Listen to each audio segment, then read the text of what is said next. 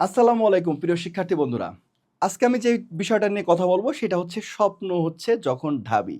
আমরা সবাই স্বপ্ন দেখতেছি এইচএসসি ২০২৫ ব্যাচ যারা এই মুহূর্তে কোচিং করতেছো কোথাও অনলাইন অফলাইন তারা সবাই আমরা স্বপ্ন দেখতেছি আমরা ঢাবিতে পড়বো, আমরা কার্জনে ক্লাস করব, আমরা টিএসসিতে আড্ডা দেব। কিন্তু স্বপ্ন দেখলেই হবে না, সেই স্বপ্নটাকে বাস্তবায়ন করতে হবে। বাস্তবায়ন করার জন্য তুমি আসলে কি করতেছো দেখো তো। তুমি আসলে কিছুই করতেছো না, তুমি কোচিংয়ে যাচ্ছ, তুমি অনলাইন কোর্স কিনছো, তুমি ভিডিও দেখতেছো, বসে আসো। এইভাবে কিন্তু আসলে স্বপ্ন বাস্তবায়ন হবে না। কারণ অ্যাডমিশন টেস্টটা অনেক খারাপ একটা জায়গা, খুব বাজে একটা প্রিপারেশন, মানে বাজে একটা কম্পিটিশন। এখানে একটা সিটের বিপরীতে ৬০ জন ৬৫ জন লড়াই করে। সুতরাং শুধু স্বপ্ন দেখে বসে থাকলে হবে না, আমাদেরকে এই ৭টা জিনিস ফলো করতে হবে। আমরা বেশি না, জাস্ট ৭টা জিনিস যদি ফলো করি আমাদের স্বপ্নটা সার্থক হবে। আমরা ঢাবিতে চান্স পাবো ইনশাল্লাহ, আমরা কার্জনে ক্লাস করব, আমরা টিএসসিতে আড্ডা দেবো, আমরা সব কিছুই করতে পারবো শুধুমাত্র এই ৭টা জিনিস যদি আমরা ফলো করি। নাম্বার 1, বেসিক মজবুত করা। আমরা শুধুমাত্র ক্লাস যখন করি তখন আমরা চেষ্টা করি যে হচ্ছে প্র্যাকটিসের দিকে ডাইরেক্ট সূত্র, একটা সূত্র শিখলাম, ফিজিক্সের কথাই বলি, যেহেতু আমি ফিজিক্স পড়াচ্ছি ১৬ বছর ধরে, আমি জানি যে এটা তোমরা যেটা করো যে ফিজিক্সের একটা সূত্র পড়লাম, প্র্যাকটিস শুরু করে দিলাম, ব্যাস আমার শেষ। আরেকটা সূত্র মুখস্থ করলাম, তার জন্য আবার ৭-৮টা প্রশ্ন প্র্যাকটিস করলাম, মনে করলাম যে আমার প্রিপারেশন তো হেভি হচ্ছে না। হেভি হচ্ছে না, তোমাকে বেসিকটা ক্লিয়ার করতে হবে। এই সূত্রটা কোথা থেকে আসলো, সূত্র পরের লাইন কি, সূত্রের আগের লাইন কি, টি সমান সমান twice pi root over L by g, সমানুপাতিক সম্পর্ক দিয়ে T1/T2 সমান সমান রুট ওভার L1/L2। এখান থেকে প্রশ্ন আসতেছে পরীক্ষায়। টির সাথে জি হচ্ছে ব্যস্তানুপাতিক, T1/T2 সমান সমান রুট ওভার G2/G1। এইগুলো নিয়ে যদি আমরা প্রত্যেকটা সূত্রের উপরে কিছু রিসার্চ না করি, তাপগতিবিদ্যার প্রথম সূত্র ডিকিউ সমান সমান ডিইউ প্লাস ডিডাব্লিউ, ব্যাস অঙ্ক শুরু করে দিচ্ছি। কিন্তু আমরা জানলাম না সমষ্ণ প্রক্রিয়ায় কি হয়, রুদ্ধতাপীয় প্রক্রিয়ায় সূত্রটা কেমন হয়, সম-আয়তন প্রক্রিয়া কেমন হয়। পরীক্ষায় যেয়ে দেখলাম আমাদেরকে এক প্রশ্ন সব ঘোরায় দিছে, তাইলে তো হবে না। সুতরাং প্রত্যেকটা সূত্র, প্রত্যেকটা টপিক যখন তুমি পড়বা, তার বেসিকটা ক্লিয়ার করে, তার কনসেপ্টটা ক্লিয়ার করে তারপরে তুমি সামনে আগাবা। তারপর হচ্ছে নোট বানাও। আমি প্রতিদিন প্রতিটা ভিডিওতে সব সময়, ক্লাসেও আমি সব সময় বলি যে তোমরা নোট খাতা বানাও, নোট খাতা বানাও, নোট খাতা বানাও। কয়জন আসলে নোট খাতা বানাইছো? না, কেউই বানায়নি, বা হাতে কয়েকজন নোট খাতা বানাইছো। এখন আগে বলো, তুমি কি চান্স পাইতে চাও না কি চাও না? তুমি নিজের কাছে প্রশ্ন করো, আমি ঢাবিতে পড়তে চাই কি চাই না। যদি তোমার উত্তর দেয়, তোমার বিবেক যদি উত্তর দেয় না আমাকে পড়তেই হবে, তুমি আজকে নোট খাতা বানাও। আজকে নোট খাতা বানাও, সেই নোট খাতায় সব মেন মেন জিনিসগুলো নোট করো। ফিজিক্স, কেমিস্ট্রি, ম্যাথ, বায়োলজি, চারটা সব এক জায়গায় থাকবে, নোট করো। তাইলে তোমার কি হবে, লাস্টে তুমি রিভিশন দিতে পারবা। রিভিশন যদি তুমি ভালোভাবে দিতে না পারো, তাইলে কিন্তু তোমার চান্স পাবা না। তুমি আজকে পড়তেছো খুব ভালো, ফাটায় ফেলতেছো একদম পড়ে, তুমি যে মনে করো যে আমি সব পড়ে ফেলছি, সব মনে থাকবে না, আমাদের ব্রেনে থাকবে না। তুমি একটা সাবজেক্টের পরীক্ষা দিচ্ছ না, তুমি ফিজিক্স, কেমিস্ট্রি, ম্যাথ, বায়োলজি, চারটা সাবজেক্টের 8টা পেপারে যা যা পড়ছো সব কিছুর উপরে পরীক্ষা দিচ্ছ। সুতরাং লাস্টে একটা রিভিশন দেওয়ার জন্য তুমি নোট খাতা বানাও। তারপর ভুল থেকে শেখো। এইটা হচ্ছে, এটা এটা আমি আরেকটু স্টার দিয়ে রাখি। ভুল থেকে শেখা, এইটা হচ্ছে, আমরা সবসময় পরীক্ষা দিই, পরীক্ষা পরীক্ষা বলি, তোমরাও পরীক্ষা দাও।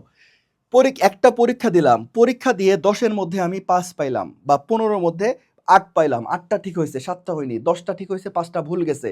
যেই 5টা ভুল গেছে, আমি শিওর তোমরা, আমার অভিজ্ঞতা সেটাই বলে, তুমি ওই 5টার খালি উত্তর দেখো, যে এইটার উত্তর আমি দেখাইছি 400, এটা হয়েছে 300। এটা আমি দাগাইনি, এটার উত্তর তো এটার হচ্ছে P1V1 গামা, এটা উত্তর। এইরকম করলে হবে না। যেই 5টা, যেই 7টা আমি ভুল করলাম, কেন ভুল করলাম, আমার কেন এইটার সূত্র মনে থাকলো না, এইটা কেন আমি পড়ে ধরতে পারলাম না যে এটা এই সূত্র, এইগুলো যদি তুমি চিন্তা না করো, তোমার যেই 7টা পারছো ঠিক আছে, এক নজর দেখলাম, আমি আরেকবার গেতে গেল মনে, যেই কটা পারেনি সেটা হচ্ছে ফ্যাক্ট, কেন পারলাম না সেটা যদি তুমি বের করতে না পারো, সেটা যদি আইডেন্টিফাই করতে না পারো, তাহলে আসলে এই পরীক্ষাগুলো দিয়ে তোমার কোনো লাভ নাই। রুটিন মেনে চলো। তুমি যেখানেই, যে কোচিং করো, যে অনলাইন কোর্স করো, যে অফলাইন করো, তুমি একটা রুটিন বানাও, এবং সেই রুটিনের মধ্যে, আমি আগেও বলছি, ফিজিক্স, কেমিস্ট্রি, ম্যাথ, বায়োলজি, 4টা সাবজেক্ট প্রত্যেক দিন পড়ার ট্রাই করো। আমি যদি প্রত্যেকটা ট্রাই, একদম এত কষ্ট করে রুটিন বানানোর দরকার নেই, 4টা সাবজেক্ট যদি 2 ঘন্টা পড়ি, আমাদের দিনে আসতেছে 8 ঘন্টা। 24 ঘন্টার মধ্যে 8 ঘন্টা, বাকি আছে 16 ঘন্টা। তুমি 16 ঘন্টা যা খুশি করো, এই 8 ঘন্টা তুমি ফিজিক্স, কেমিস্ট্রি, ম্যাথ, বায়োলজি পড়বাই, মাস্ট পড়বা। তোমাকে অবশ্যই একটা রুটিন লাইফ লিড করতে হবে। আমরা টানা 2 দিন ফিজিক্স পড়ে কোচিং থেকে আজকে ফিজিক্স পড়ে আসতেছি, সামনের দিন ফিজিক্স পরীক্ষা, টানা 2 দিন ফিজিক্স পড়লাম, টানা 2 দিন কেমিস্ট্রি পড়লাম, টানা 2 দিন ম্যাথ পড়লাম, না।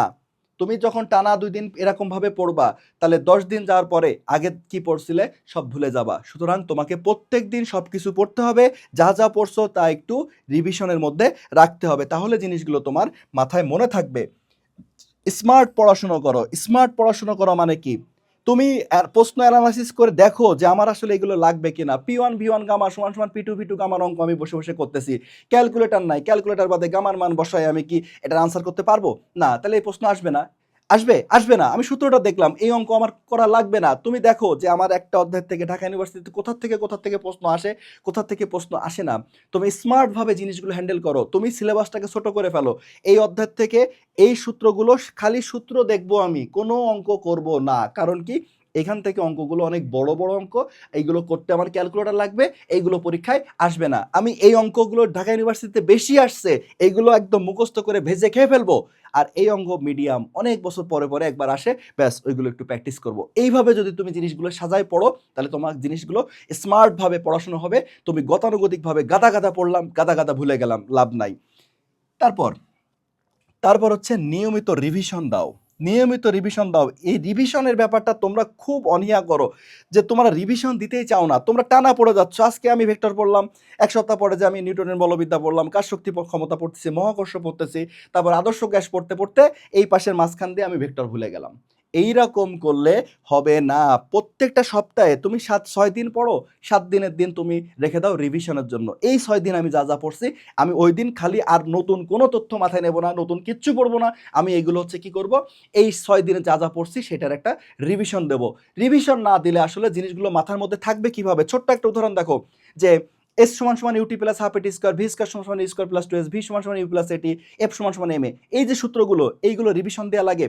এইগুলো আমাদের মাথার মধ্যে গেঁথে আছে, সারা জীবনে আমরা ভুলবো না। কেন বলো তো? কারণ হচ্ছে 9-10 থেকে এই পর্যন্ত এই সূত্রগুলো আমরা জীবনে এত বেশিবার ব্যবহার করছি, সেক্ষেত্রে আমাদের মাথার মধ্যে গেঁথে গেছে। আর সেকেন্ড পেপারের যে সূত্রগুলো আছে, এইগুলো আমাদের দেখে নেওয়া লাগে। দেখে না নিলে আমরা পারি না, কারণ সেকেন্ড পেপার আমরা খুব অল্প টাইম প্র্যাকটিস করার সময় পাইছি। সুতরাং এইগুলো যদি তুমি বারবার না দেখো, বারবার রিভিশন না দেখো, তুমি কিভাবে আশা করো যে পরীক্ষার হলে তোমার সব কিছু মনে থাকবে? থাকবে না। তারপর স্বাস্থ্য ঠিক রাখা, লাস্ট পয়েন্টটা হচ্ছে স্বাস্থ্য ঠিক রাখা। আমি পড়তে পড়তে পড়তে খাচ্ছি না, গোসল করতেছি না, ঘুমাচ্ছি না, পড়েই যাচ্ছি।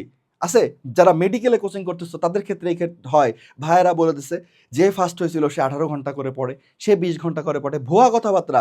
20 ঘন্টা কোনো মানুষ পড়তে পারে নাকি? কোনো দিনও না। তুমি 6 ঘন্টা ঘুমাতেই হবে, তোমাকে মাস 6 ঘন্টা ঘুমাতেই হবে, তোমার 3 বেলা খাবার ঠিক মতো খাইতে হবে, তোমাকে সুস্থ থাকতে হবে। আমার স্বাস্থ্য খারাপ হয়ে গেছে, আমার জ্বর হয়ে আমি 7 দিন পড়ে আছি, আমার তো শেষ, আমার অ্যাডমিশন টেস্টই শেষ, আমি আর কাম ব্যাক করতে পারবো না। আমার ডেঙ্গু হলো, কিছু একটা হলো, ডায়রিয়া হলো, আমার গ্যাস প্রবলেম, আমি হচ্ছে পড়তে পারতেছি না। এইটা ভালো, নাকি আমি একটা হেলদি লাইফ লিড করে 3 মাস কোনো রকমের সুস্থ থেকে ভালোভাবে পরীক্ষাটা দেওয়া ভালো? সুতরাং অতিরিক্ত প্রেশারও নেওয়া যাবে না। বেশি পড়াশুনো করলাম, খাইলাম না, ঘুমাইলাম না, স্বাস্থ্যের উপরে খেয়াল রাখলাম না, তাহলেও কিন্তু হবে না। এই 7টা পয়েন্ট তোমরা মনে রাখো, নিশ্চিত তোমাদের স্বপ্ন ঢাবি এইটা পূরণ হবে, হবে ইনশাল্লাহ। সবাই ভালো থাকবা। আল্লাহ হাফেজ।